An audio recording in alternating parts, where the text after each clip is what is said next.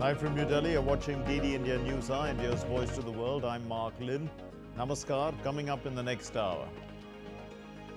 India's Prime Minister Narendra Modi wraps up his historic visit to Poland, holds a meeting with a Polish counterpart, Donald Tusk, elevates the bilateral partnership to a strategic partnership in Warsaw.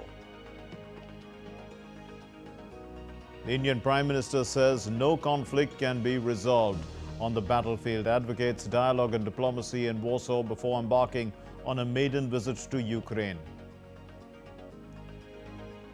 Hundreds of Ukrainians are evacuated from Pokrovsk town in eastern Ukraine as Russian troops advance further.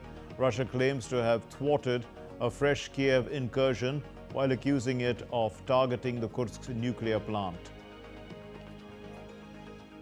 And Thailand confirms an Mpox case reported this week in the deadly clade 1b strain of the virus, the second confirmed case of the variant outside of Africa.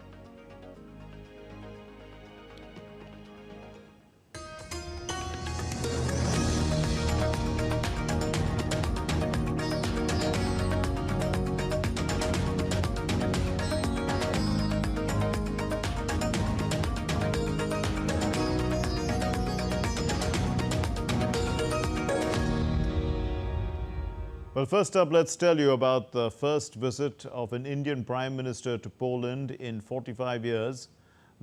India and Poland, in fact, have decided to elevate their bilateral ties to a strategic partnership following a meeting between the Prime Ministers of the two countries in Warsaw. The two leaders have also agreed to have a 5-year action plan to take the relationship between the two countries to higher levels while sending out a key message of peace as Prime Minister Narendra Modi heads to Kiev from Warsaw. Prime Minister Narendra Modi remains committed to strengthening India's global presence. Whether it's deepening diplomatic relations or spearheading peace efforts, he consistently emphasizes dialogue and diplomacy as the path forward. His tribute at a memorial for fallen soldiers in Poland underscores his dedication to promoting peace in the region. Ukraine और पश्चिम Asia में चल रहे संघर्ष हम सभी के लिए गहरी चिंता का विषय है। भारत का यह दृढ़ विश्वास है कि किसी भी समस्या का समाधान रणभूमि में नहीं हो सकता। हम शांति और स्थिरता की जल्द से जल्द बहाली के लिए डायलॉग और डिप्लोमेसी का समर्थन करते हैं। His Polish counterpart lauded Prime Minister Narendra Modi's effort to bringing about a peaceful and just end to conflict in Ukraine. Not only on defense but on various issues, our understanding has enhanced. Prime Minister Narendra Modi is committed to further deepen India-Poland relationship. PM Modi is also willing to cooperate with the European Union. I am confident that PM Narendra Modi will play a very crucial role. Apart from taking up the Ukraine conflict in their bilateral meeting, both leaders agreed to elevate their relations to a strategic partnership. Discussions covered diverse areas of bilateral ties, including trade and investment, science and technology, defense and security, cultural and people-to-people connections. Food processing के लिए क्षेत्र में Poland world leaders में से है। हम चाहते हैं कि पोलैंड की कंपनियां भारत में बनवाए जा रहे मेगा फूड पार्क से जुड़े।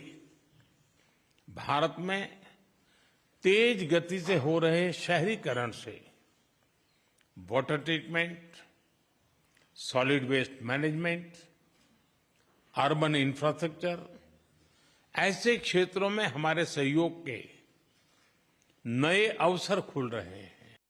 Polish Prime Minister Tusk also expressed Poland's eagerness to support India's defense modernization and reiterated the importance of bolstering India-EU relations during Poland's EU presidency. Poland is ready to take part in India's defense modernization. We have the necessary technological capability and experts. India is global leader in the field of artificial intelligence, and we are using this technology in several areas, including defense. Prime Minister Modi also called on Polish President Andrzej Duda in Warsaw. Over the past decade, India-Poland relations have seen remarkable growth, with bilateral trade rising to $5.72 billion in 2023, largely driven by Indian exports. As the two nations celebrate 70 years of diplomatic ties, this partnership has been further strengthened by initiatives like the Social Security Agreement, aimed at enhancing workforce welfare and promoting mobility. Bureau Report, DD India.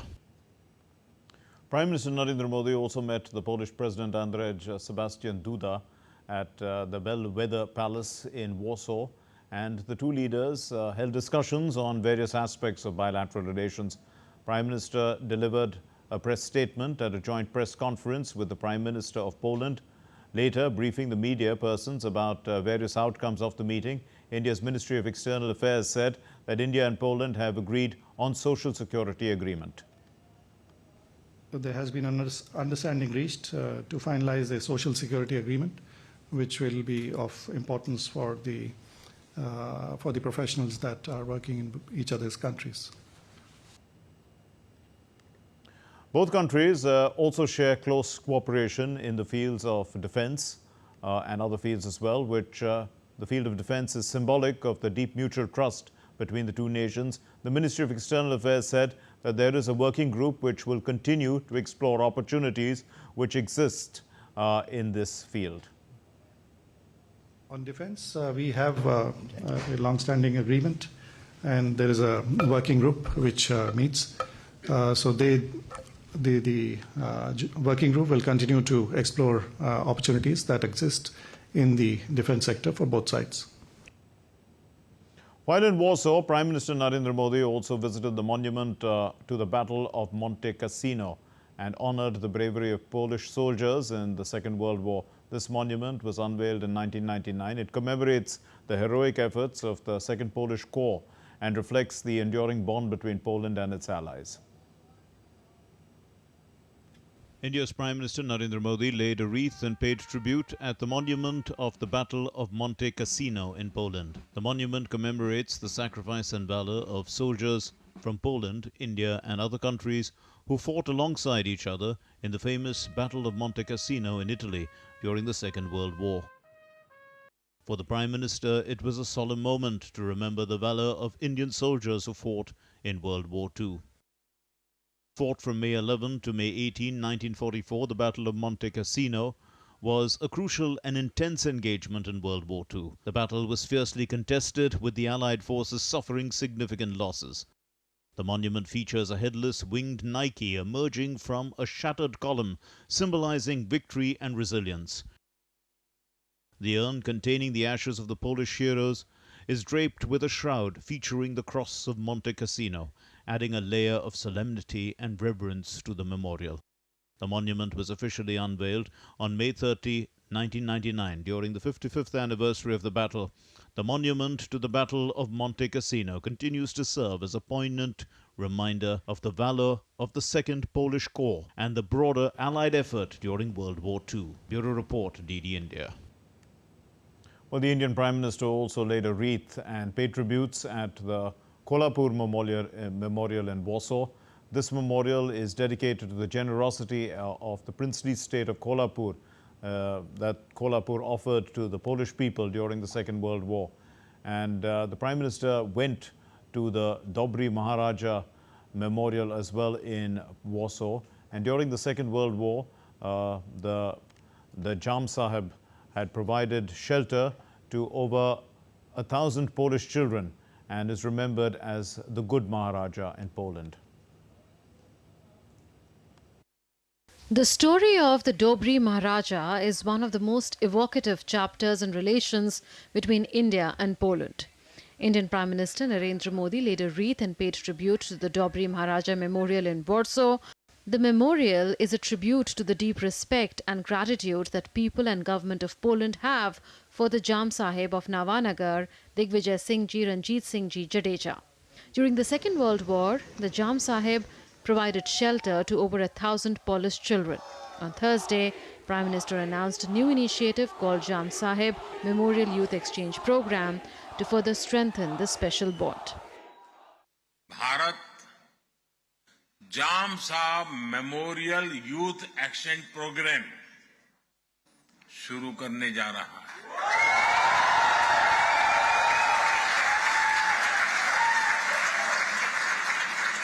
इसके तहत Bharat 20 Polish युवाओं को हर साल भारत आने के लिए आमंत्रित करेगा।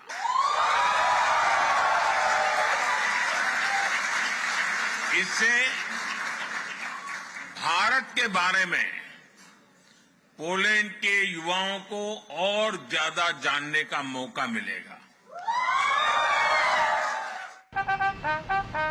Prime Minister Narendra Modi also laid a wreath and paid tribute at the Kolhapur Memorial in Warsaw. The memorial is dedicated to the generosity of the princely state of Kolhapur offered to the Polish people during the Second World War. The camp established at Walived in Kolhapur provided shelter to Polish people during the war. This settlement housed approximately 5,000 Polish refugees, including women and children. At the memorial, Prime Minister met with Polish people who had lived in the Kolhapur camp and their descendants. Byłem w tym czasie, kiedy obok tego osiedla Walivade był I chodził Mahatma Gandhi. When he was in Walivade settlement, at the same time there was time of Mahatma Gandhi movement, this peaceful movement developing. Prime Minister's visit to these memorials highlights special historical connections that exist between India and Poland and continue to be nurtured and nourished. Bureau Report, DD India. Well, Prime Minister Narendra Modi also dwelt on India's belief in Vasudhaiva Kutumbakam.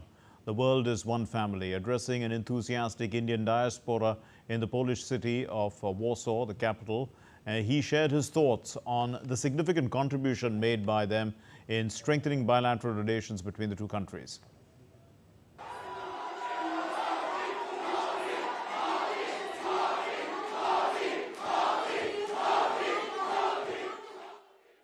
The long wait of these people finally came to an end the moment Prime Minister Narendra Modi arrived. He received a rousing welcome by the Indian community, the warmth and exuberance clearly visible. The visit by an Indian Prime Minister to Poland coming after 45 years. PM Modi addressed the Indian diaspora at an event organized in his honor by the Indian community in Warsaw on Thursday. The Prime Minister was welcomed by the community with enthusiasm. It's about peace and not war. He added that India believes in dialogue and diplomacy to resolve conflicts. Bharat Buddha की विरासत वाली धरती है।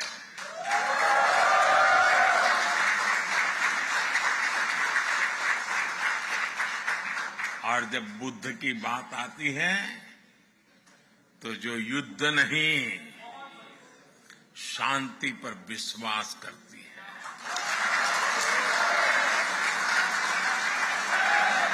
और इसलिए भारत इस reason में भी स्थायी शांति का एक बड़ा पैरोकार है।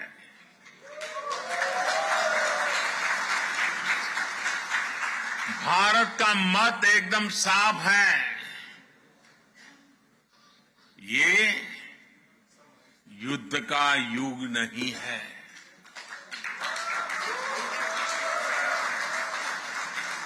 ये उन चुनौतियों से निपटने के लिए एकजुट होने का समय है जिनसे मानवता को सबसे बड़े खतरे हैं। इसलिए भारत डिप्लोमेसी और डायलॉग पर बल दे रहा है।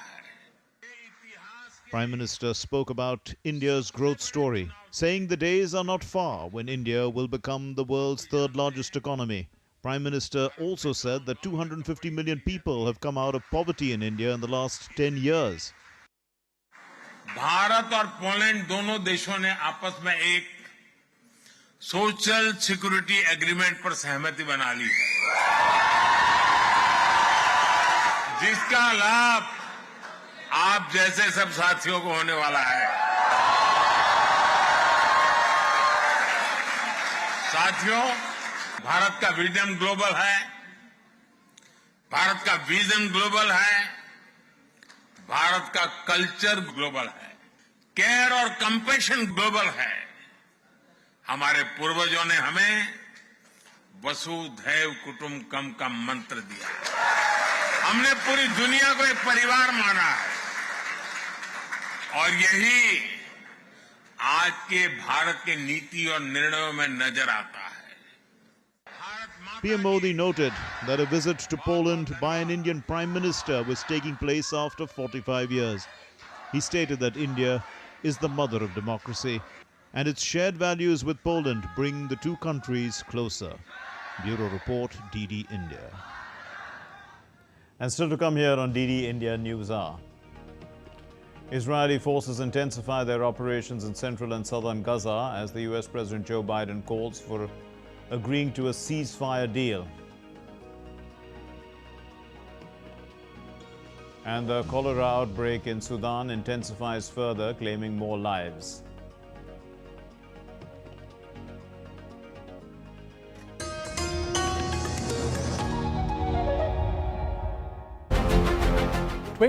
August 23, India created history by successfully landing Chandrayaan-3 on the lunar surface.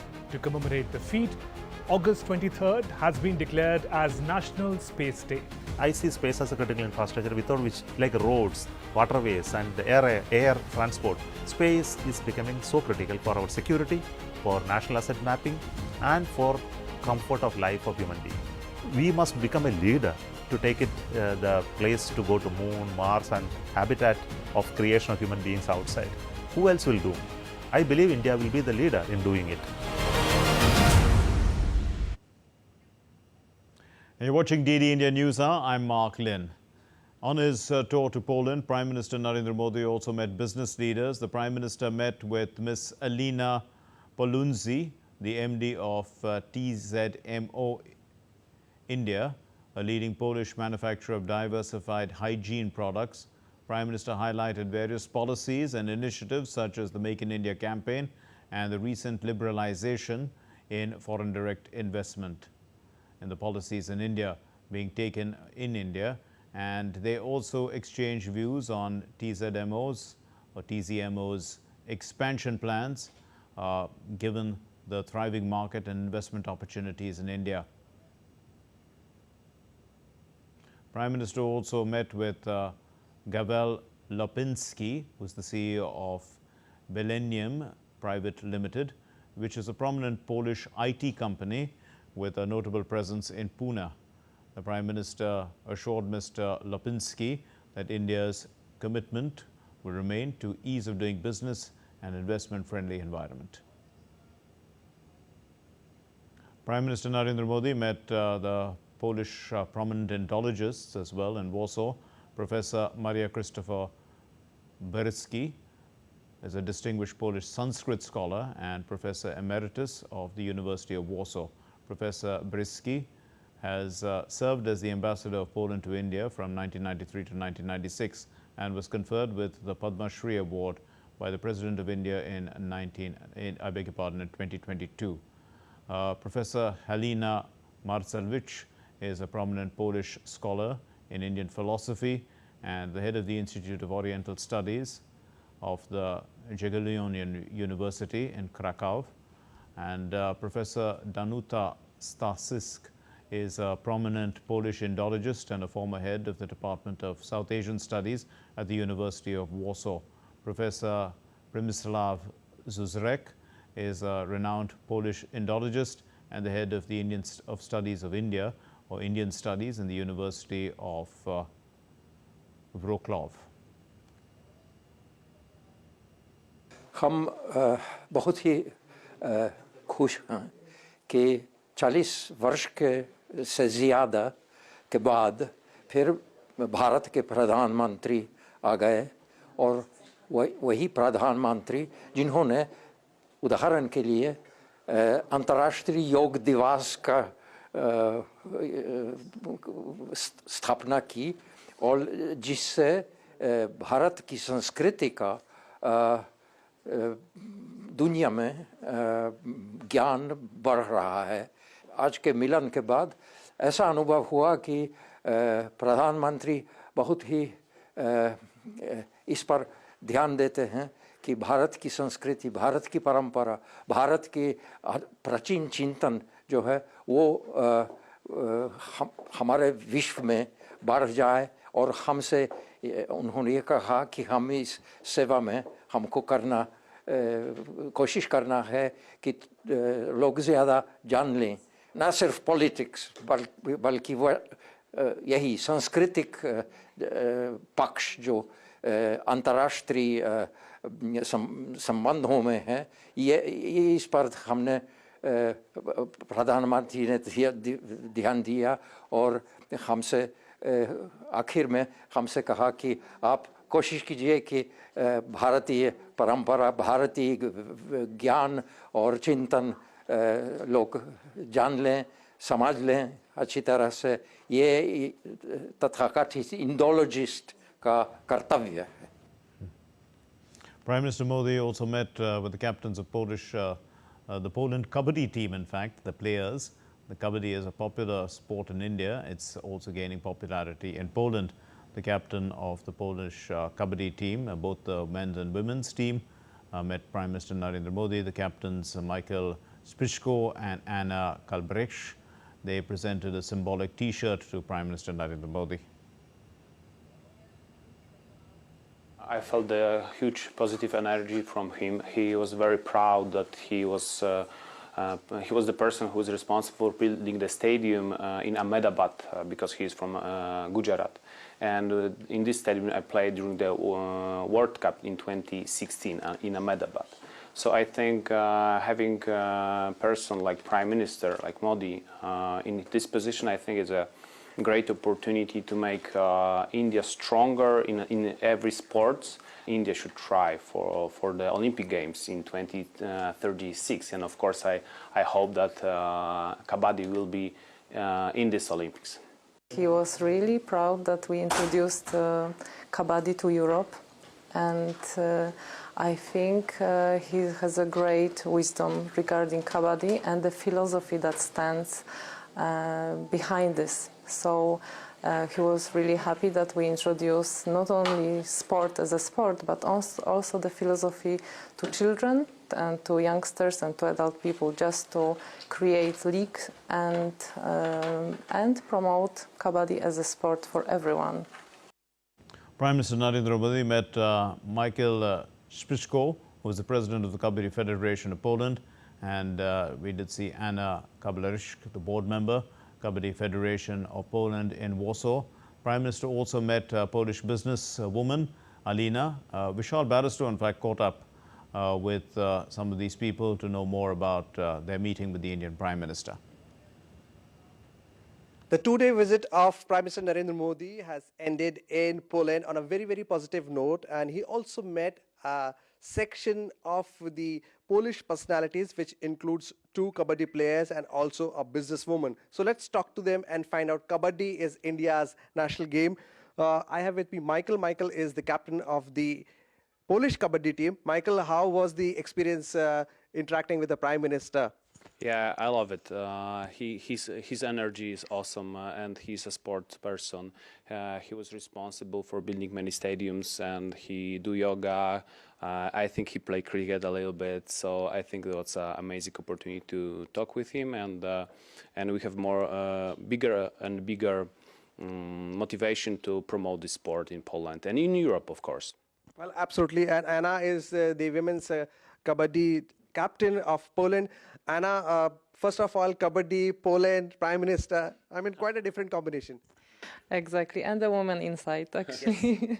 So yes, my impression was also very positive. The Prime Minister is very open and can really feel our situation here in Poland, promoting the ancient sport, Indian actually sport, which is kabaddi. So I think the meeting went really smoothly, and we got the bond, I guess. So really, we could feel that he's supporting us in all layers. From kabaddi, we move on to a different mat, and that is business. And I have with me, Alina is a businesswoman.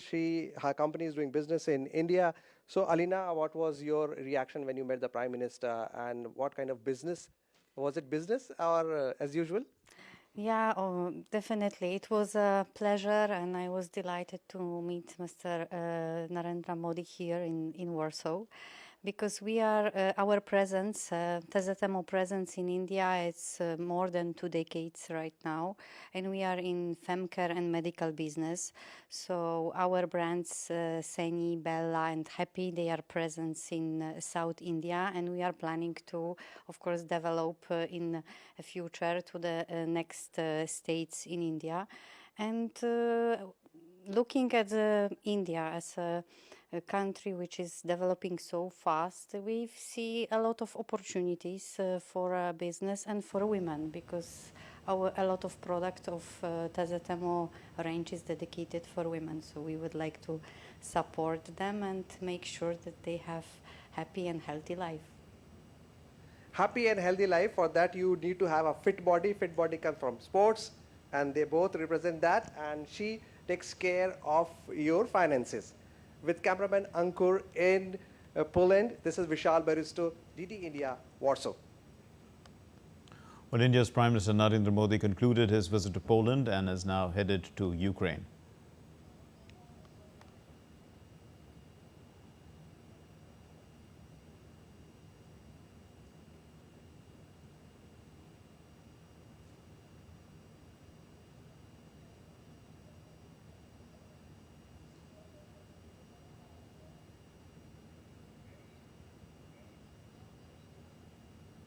Well, still to come here on DD India News Hour, the Indian government is set to more than double its disbursements under the production-linked incentive scheme this financial year.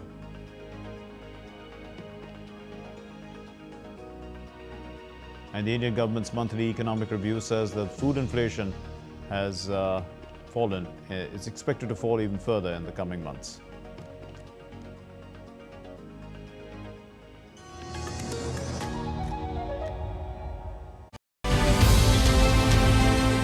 तेईस अगस्त को जब भारत ने चंद्रमा पर तिरंगा फहराया, उस दिन को अब हिंदुस्तान नेशनल स्पेस डे के रूप में मनाया जाएगा। भारत का गगनयान भी हमारे स्पेस सेक्टर को एक नई बुलंदी पर ले जाने वाला है।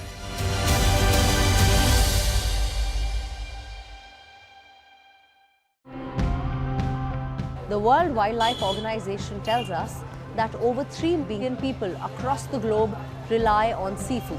There are efforts being made to preserve our marine ecosystem, so let's dive right in. The course of the river was getting shrinked in the upstream areas, and when there is no freshwater flow, the river Ichamoti only survives in the downstream areas, and it has become, in our terminology, we call it a tidal inlet. Habitat from so many places in the world, and people didn't even know that it had happened. Mussels that live at the bottom of the lake have this large effect on the biology of the entire lake. This is the poster that we provide to people on our fish walks.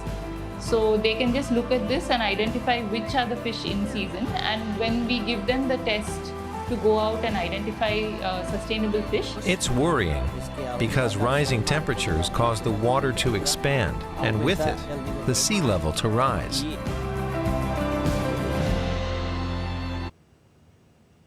You're watching DD India News Hour. I'm Mark Lynn. Here's a recap of our main stories. India's Prime Minister Narendra Modi wraps up his historic visit to Poland, holds a meeting with the Polish Prime Minister Donald Tusk. Both countries elevate ties to a strategic partnership in Warsaw.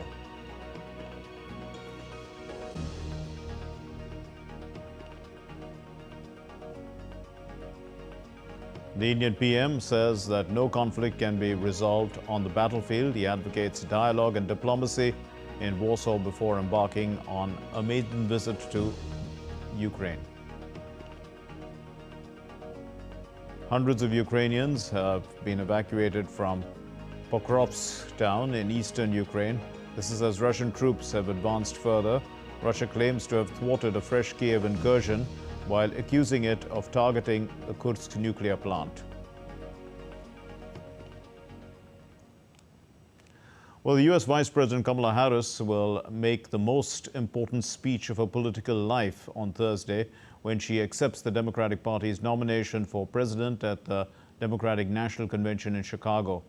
Now, Kamala Harris will aim to persuade American voters to defeat Donald Trump in November's presidential election and put her in the White House. Her forceful stump speeches, they have in fact been met by a surge in enthusiasm from voters, and the Vice President's rocket-fueled campaign is still barely a month old following Joe Biden's decision to withdraw from seeking re-election in the face of a disastrous debate performance and questions over his age and mental acuity. The Democratic vice presidential nominee Tim Walz has branded Donald Trump as weird and dangerous at the Democratic National Convention in Chicago.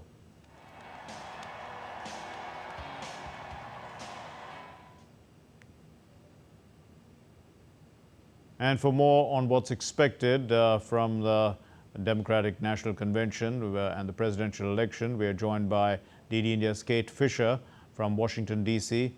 Kate, so what's expected from the DNC today? It's Harris's big day. It certainly is, and as you said, this is as high stakes as it gets. This is going to be the end point on this so far seemingly successful Democratic convention in Chicago, and she needs to make sure that she finishes it off on a high to keep that momentum going. We think she will probably really talk about her personal story. She is the product of a single mother who was a woman of colour and worked very hard. She'll talk about the importance of hard work and the fact that she had a struggle in early life. People will also be looking to see if she mentions policy. Because of her such fast ascent to the ticket, she hasn't had all the primary campaigning across the country to let people know what she stands for in advance. So she's going to perhaps give us more information about how she's going to take the fight to Donald Trump. She has had so much support throughout this convention, and she now has to kind of outshine even Michelle and Barack Obama, who are very gifted political orators. So she's got a big challenge ahead of her, and that's why we understand she's been holed up in a hotel with aides working on this speech intensely for a day or so. Kate, how much of an impact has the DNC had on young voters? Since, you know, a number of the speakers over the last few days seem to have been influencers of Gen Z. Yeah, this has felt like a really young convention. There have been rappers and musicians and lots of younger people. And in fact, one of the kind of messages from this is that this is the old guard of the Democratic Party, the likes of Joe Biden, passing the baton on to the younger people, Kamala Harris being the main one, but also we've heard from senators and governors who are younger members of the Democratic Party who are up and coming in the ranks to try and show that there is a wide bench. There are lots of qualified people in this party and they are ready to lead. And yes, these young voters are vital. Kamala Harris needs every vote she can find, and she'll be trying by using the likes of these musicians and so on to attract those younger voters that, of course, President Obama did so effectively when he first got elected. She's trying to do similarly to get some of these younger people who may feel very frustrated with politics, turned off by the likes of Joe Biden and Donald Trump, who are much older, and they're trying to see if they can then motivate these younger people to go to the polling stations and vote and get some kind of momentum among this certainly younger people in recent years have been less attracted to vote because of the candidates on the ballot. They're hoping that Kamala Harris will change that, and there are strong rumours that Beyonce might even appear tonight. We leave it there. Thank you very much. Kate Fisher from Washington, D.C. India's Defence Minister Rajnath Singh arrived in Washington on Thursday at the invitation of the U.S. Secretary of Defence Lloyd Austin. India's Defence Ministry has shared a picture of Rajnath Singh and said that the Defence Minister Rajnath Singh has landed in Washington, D.C. He is on an official visit to the United States. Notably, Rajnath Singh will be undertaking an official visit to the U.S. from August 23 to 26 at the invitation of the U.S. Secretary of Defense Lloyd Austin, is what the matter said. Now, during the visit, the Defense Minister will hold a bilateral meeting with his U.S. counterpart, Secretary Austin.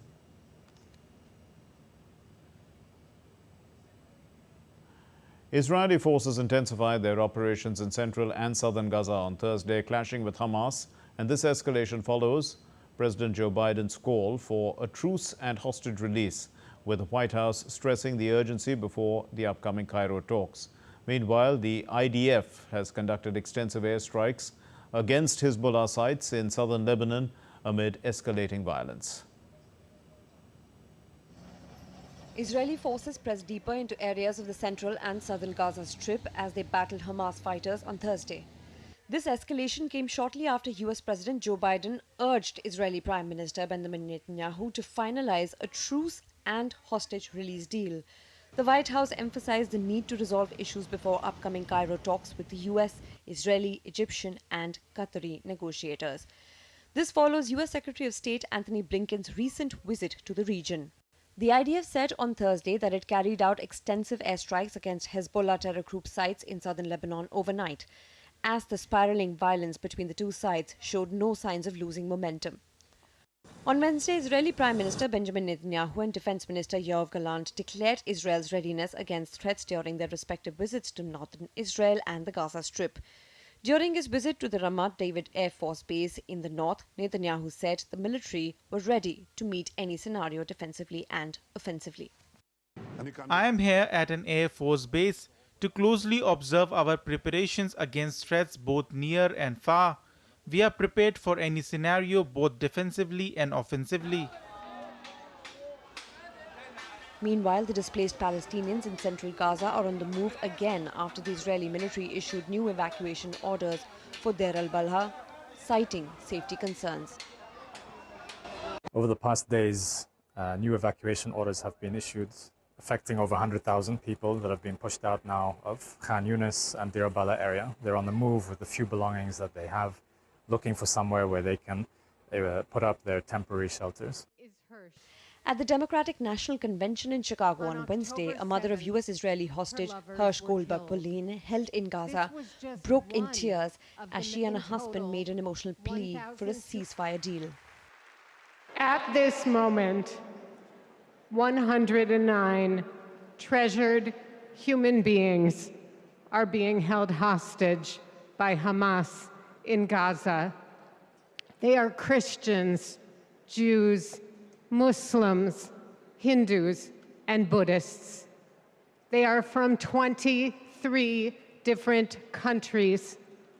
The youngest hostage is a 1-year-old red-headed baby boy, and the oldest is an 86-year-old mustachioed grandpa.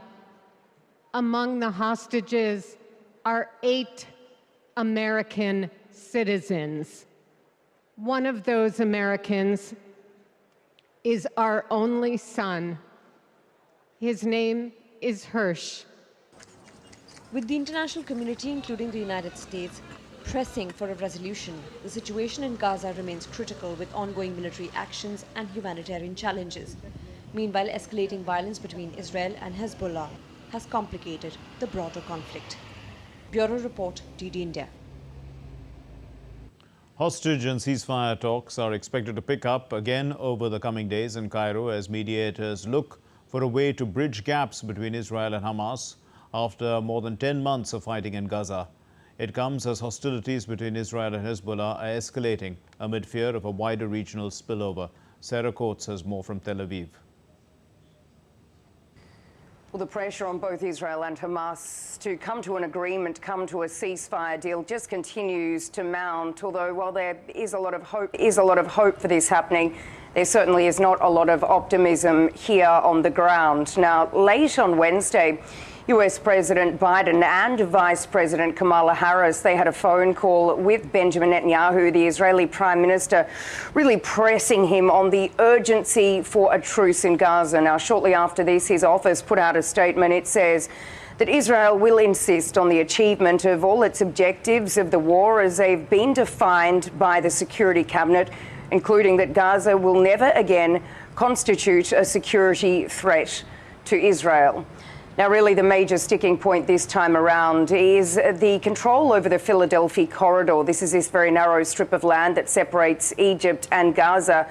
And it is a demand of Israel and the Prime Minister that there will be no withdrawal of Israeli forces from this strategic area, with Netanyahu saying that this would be a security threat given that weapon smuggling could happen from Egypt into Gaza. Now, Hamas has also demanded that Israeli forces must withdraw from that area. So certainly a lot of work to do for these key mediators over the weekend as they really try and get across the line and get this truce into play, with this truce really being seen as vital to bring down tensions in other parts of the region, including between Israel and Hezbollah, with cross-border strikes only intensifying.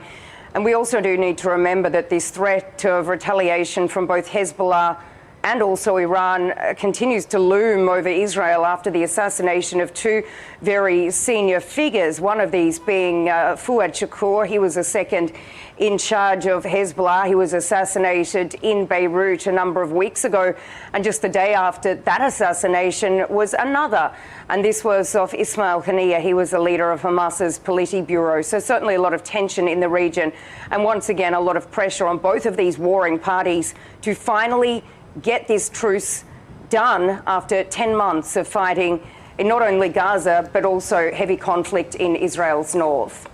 Reporting from Tel Aviv, I'm Sarah Coates for DD India. Well, in the Russia-Ukraine conflict, Russia repelled a Ukrainian incursion into the Bryansk region on Thursday. A Russian bomb strike in Ukraine's Sumy region near Kursk killed 2 people. Meanwhile, the Ukrainian attack on a ferry in the Russian port of Kabaddi caused a fire, with damage and casualties still being evaluated. Now, the Russian President Putin has accused Ukraine of trying to target Russia's Kursk nuclear power plant. Hundreds of Ukrainians fled the strategic town of Pokrovsk in an evacuation train on Thursday as Russian forces advanced in the Donetsk region. The evacuees, including families with young children, are uncertain about their future as the Russia-Ukraine conflict intensifies in the region. An Mpox case reported in Thailand this week has been confirmed as being of the clade 1b strain of the virus, the first in the country and the second of the variant outside of Africa. Thailand on Wednesday said that the infected 66-year-old European man had arrived from an African country. The United Nations' International Organization for Migration has appealed for $18.5 million in assistance to provide healthcare services to people impacted by the Mpox outbreak in East and Southern Africa. Earlier, the Democratic Republic of Congo, the epicenter of the Mpox outbreak, recorded over 1,000 new cases last week, after which the WHO declared it a global public health emergency. More than 500 people have died and over 16,000 others have contracted the disease since the start of this year. And DD India's Chris Okamringa sent us this report from Kinshasa. The health authorities here said that they had recorded 100 suspected cases, 22 of them were confirmed, and 2 of the patients died. Now, those cases were recorded in the capital, Kinshasa, which has better health facilities and infrastructure. In other parts of the DRC, the situation is very worrying. There have been concerns by the Africa Centers for Disease Control that some of these figures that you just mentioned, about 16,000, more than 16,000 people who have been infected and over 500 deaths, are an underestimate because there has been a very low rate of tests conducted in some of these areas, like Equateur province, which has recorded quite a number of cases. So there are areas in eastern DRC where ongoing conflict has been happening. Many people have fled their homes and are living in crowded camps. where they cannot keep a social distancing, and the virus has been spreading in those areas. So what's being done is that the DRC government has been holding a series of meetings with international health organizations to come up with a coordinated approach to deal with this outbreak. They are bringing their resources together and expertise to try and end this outbreak, stop this outbreak from spreading further across the country. Well, still to come here on DD India News Hour. Fixtures have been announced for India's 5-match test series against England in 2025. And two-time Olympic Swedish pole vaulter Armand Duplantis wins the Lausanne Diamond League.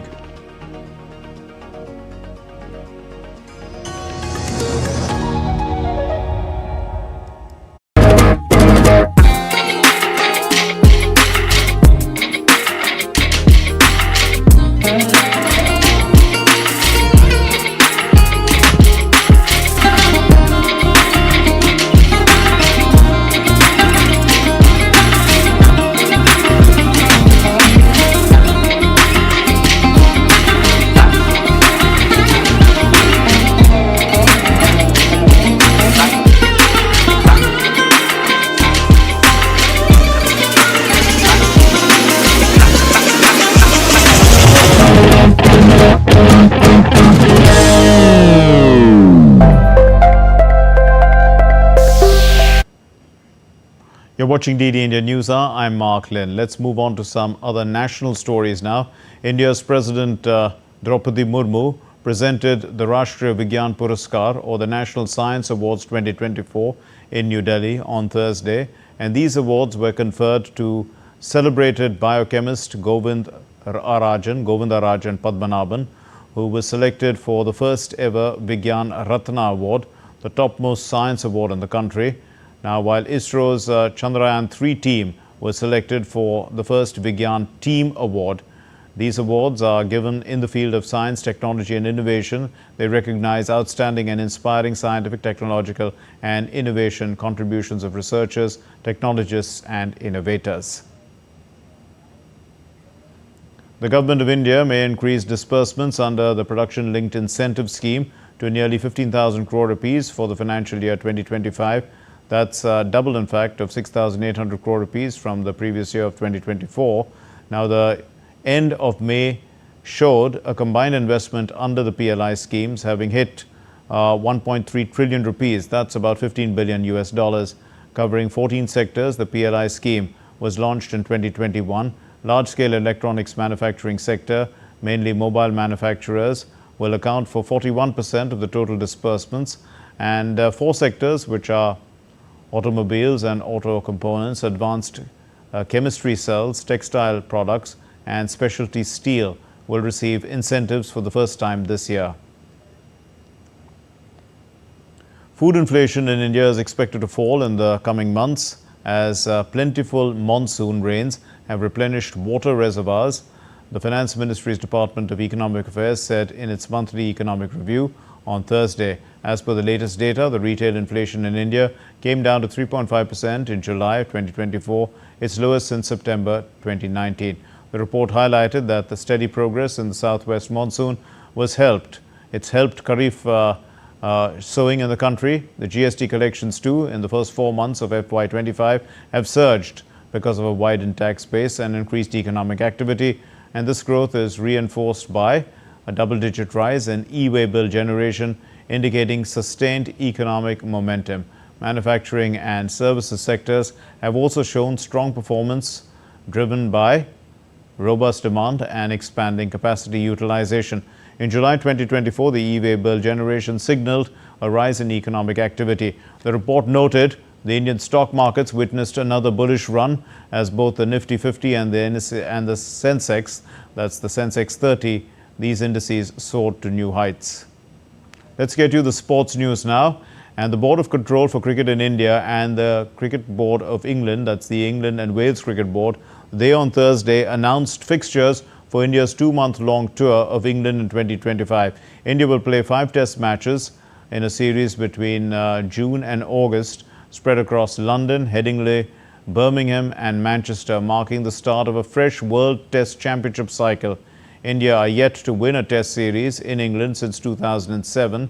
They came very close to one 3 years ago in 2021, but it ended in a 2-2 draw. The series was suspended after 4 Test matches, with India leading 2-1 due to COVID-19 outbreak in the Indian camp. And the last match was then played in 2022, and England won that by 7 wickets.